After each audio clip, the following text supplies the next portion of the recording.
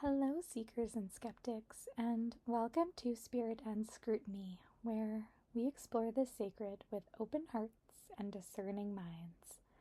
I am your host, Flower, and if you are new here, this is a space where spirituality is welcome, but so are questions, where we talk about intuition, energy, and the unseen world, while still staying grounded in the real, lived experiences of being human. In the last couple of episodes, we talked about answering the call to the spiritual path and about discernment once we begin walking in it. But today, I want to go somewhere more personal, because when people talk about spiritual awakening, they often talk about enlightenment, mystical experiences, or dramatic turning points. But in my lived experience, the path usually begins much earlier than that. Sometimes it begins quietly, in childhood, before we even have a language for what we are experiencing. When I look back at my childhood now, I can see that my connection to the unseen world started very, very early. I was an extremely sensitive child.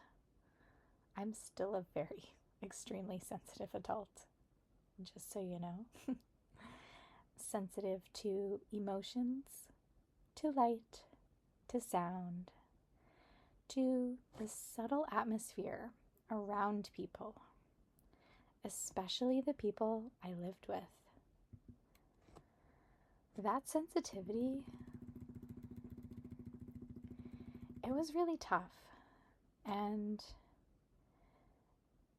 as far as I can recall, it really began around the age of 3, when my estranged grandmother and uncle, who lived with schizophrenia, moved into our home. Even though I was very young, I could feel the emotional atmosphere in the house. I could feel when someone was upset, even when they were smiling. I could sense when a room felt heavy and when it felt peaceful. At the time, I did not think that this was unusual. I did assume everyone experienced the world the same way I did. So I did not talk about it. It was just how life felt to me. I also remember feeling a very real sense that something was guiding me. Back then, the language I had for that was angels or God. Not in the way of believing there was some man or delicate beings in the sky watching over me and everything that I do, but more like a presence, something protective, something sacred. I would spend a lot of time sitting in the woods behind my house, sitting there quietly, just being, communing with the land, and I can only describe now as the spirits of the land. I wasn't communing through words, but through a kind of knowing. Even now, it's quite hard to explain. But I felt a sense of presence, a sense of protection, almost like something was gently watching over me. And for a child, that kind of connection feels completely natural. There is no need to analyze it. It is simply part of the way the world is experienced. But as we grow up, something begins to change. When I was 12, my paternal grandfather, my papa, passed away. And after he died, I would speak with him every night before going to sleep. Night after night. This felt very real to me. Real conversations, different ones, every evening. But when I mentioned this to my parents, they did not know how to celebrate that experience. Because of their own conditioning and because mental illness ran through parts of my family line, they were really afraid. My father in particular was so worried, I remember. They told me that it was just dreams, and they made it very clear to me that I should never talk about this to anyone, ever. They were so concerned that if I did, people might think that there was something wrong with me, that people would want to take over control over me and my autonomy. Perhaps, I know my father was really worried that I'd maybe be medicated or taken away. So slowly, like many sensitive children, I began to question my own experiences. The world teaches us what is considered real and what is considered imagination. And when you are a child, seeing things that other people cannot see, adults often don't know what to do with that. Sometimes they dismiss it. Sometimes they laugh. Sometimes they gently say, "Oh, that is just your imagination, dear.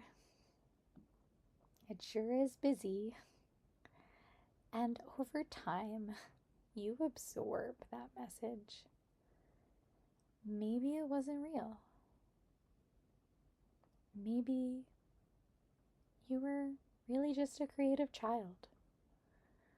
And slowly, the connection gets quieter. Not because it disappears, but because you begin to doubt it. And looking back now, I don't think I found my path later in life. I think my path, my guides, my angels were patiently waiting for me to come back. Like many other people, I eventually entered the phase of life where you're simply trying to figure things out. High school, work, relationships, trying to build a life the way we're told we're supposed to. And during that time, the intuitive part of me didn't completely disappear, but it wasn't the center of my life anymore.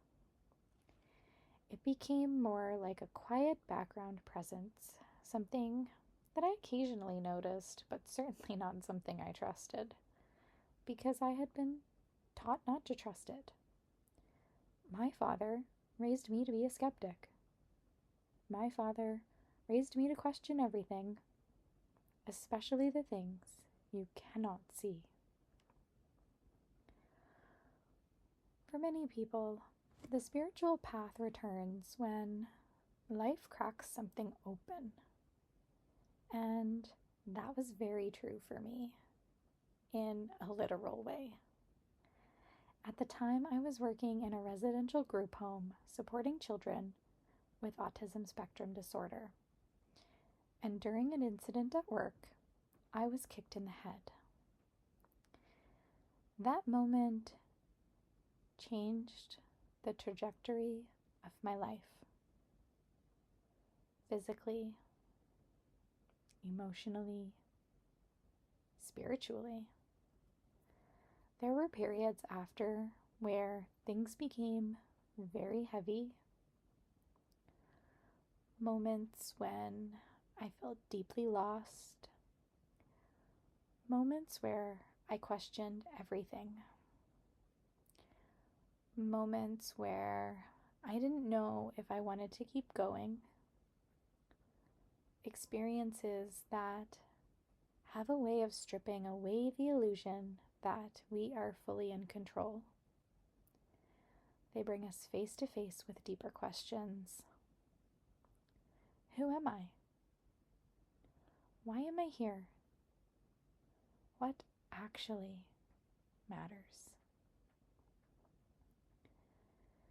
There was a time in my life where things became very dark, a period where I felt deeply disconnected from myself, disconnected from meaning, disconnected from direction. I think many people experience moments like that. Even if we don't talk about them openly, moments where life feels overwhelming, where you're carrying pain, confusion, or decisions you don't know how to move forward from. I remember feeling like I had somehow lost the thread of who I was. And when you reach a place like that, the questions become very real. Not philosophical ones, human ones. How do I keep going? What is the point of all of this? And strangely, it was in that darkness that the quiet voice of Spirit began to return. Not dramatically, more like a whisper. A gentle reminder that there was still something inside of me worth listening to. Something deeper than the confusion I was feeling. One of the ways I began reconnecting with that deeper thread was through the body, through yoga, through breath, through learning to sit with myself in a different way. Instead of trying to think my way through life, I began to listen to what my body was telling me. Breath has a powerful way of bringing us back into the present moment, back into our nervous system, back into the direct experience of being alive. And slowly, the connection I felt as a child began returning. Not exactly the same way, but deeper, more grounded, more embodied. Before we close today, I want to invite you into a simple moment of breath.